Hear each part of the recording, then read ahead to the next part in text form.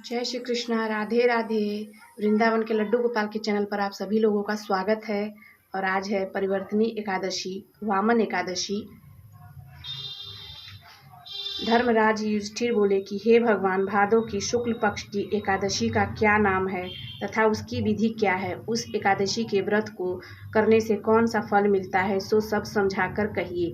कृष्ण भगवान बोले कि हे राजन श्रेष्ठ, अब मैं अनेक प्रकार के पाप को नष्ट करने वाली तथा अंत में स्वर्ग देने वाली भादो की शुक्ल पक्ष की वामन नाम की एकादशी की कथा को कहता हूँ।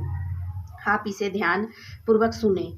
इस एकादशी को जयंती एकादशी भी कहते हैं। इस एकादशी की कथा सुनने मात्र से समस्त पापों का नाश हो जाता है। इसी एकादशी के व्रत का फल वाजपेयी यज्ञ के फल से भी अधिक है।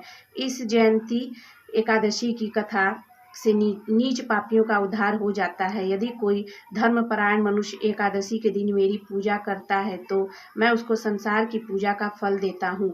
जो मनुष्य मेरी पूजा करता है उसे मेरे लोक की प्राप्ति होती है, इसमें किंचित मात्र भी संदेह नहीं है। जो मनुष्य इस एकादशी के दिन श्री वामन भगवान की पूजा करता है वह तीनों देवता अर्थात ब्रह्मा विष्णु महेश की पूजा करता है।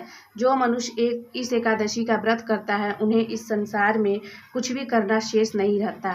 इस एकादशी के दिन श्री विष्णु भगवान करवट बदलते हैं, इसलिए इसे परिवर्तनी एकादशी भी कहते हैं। इस पर युधिष्ठिर बोले कि हे भगवान, आपके वचनों को सुनकर मुझे महान संदेह हो रहा है कि आप किस प्रकार सोते तथा करवट बदलते हैं।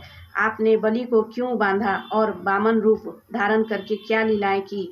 चतुर्मास व्रत की विधि क्या है तथा अनेक आपके शयन करने पर मनुष्य का क्या कर्तव्य है, सो सब विस्तार पूर्वक कहिए।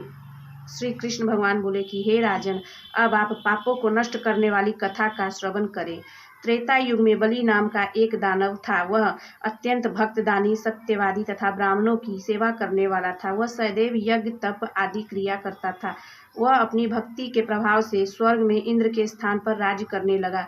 इंद्र तथा अन्य देवता इस बात को सहन न कर सके और भगवान के पास जाकर प्रार्थना करने लगे। अंत में भगवान ने 52 रूप धारण किया। मैंने भगवान तेजस्वी ब्राह्मण बालक के रूप में राजा बलि को जीता। इस पर राजा युधिष्ठिर बोले कि हे जनार्दन, आपने 52 रूप धारण करके उस बलि को किस प्रकार जीता, सो विस्तार पूर्वक समझाइए।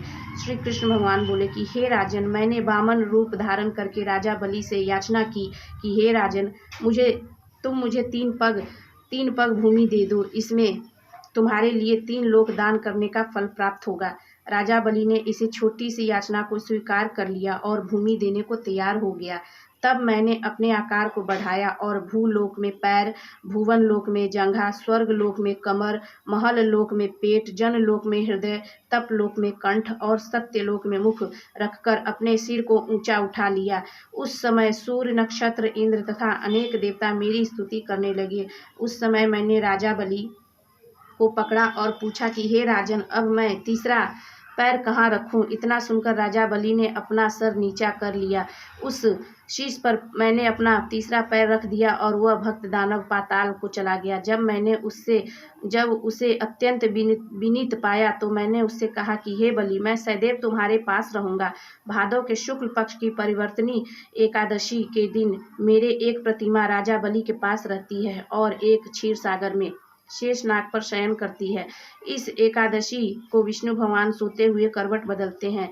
इस दिन त्रिलोक के नाथ श्री विष्णु भगवान की पूजा की जाती है।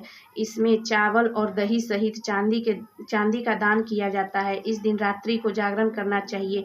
इस प्रकार व्रत करने से मनुष्य सब पापों से मुक्त होकर स्वर्ग लोक को जाता है।